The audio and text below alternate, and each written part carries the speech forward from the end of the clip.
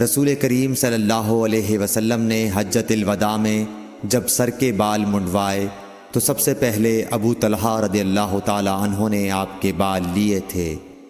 صحیح بخاری حدیث نمبر 171۔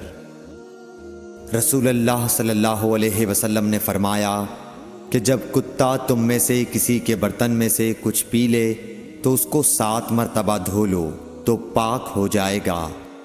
صحیح بخاری حدیث نمبر 172۔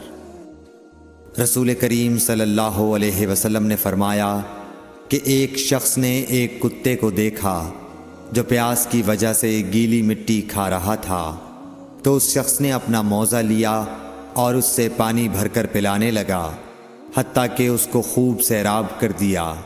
اللہ نے اس شخص کے اس کام کی قدر کی اور اسے جنت میں داخل کر دیا۔ صحیح بخاری حدیث نمبر 173۔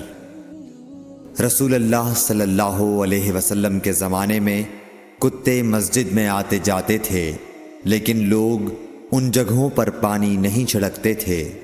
صحیح بخاری حدیث نمبر 174۔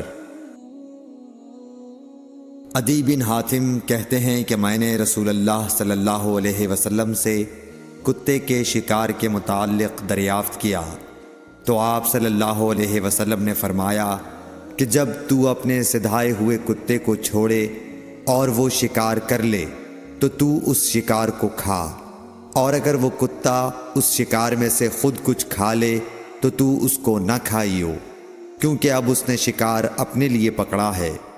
میں نے کہا کہ بعض دفعہ میں شکار کے لیے اپنے کتے چھوڑتا ہوں، پھر اس کے ساتھ دوسرے کتے کو بھی پاتا ہوں۔ آپ صلی اللہ علیہ وسلم نے فرمایا پھر مت کھا، کیونکہ تم نے بسم اللہ اپنے کتے پر پڑھی تھی، دوسرے کتے پر نہیں پڑھی۔ صحیح بخاری حدیث نمبر 175۔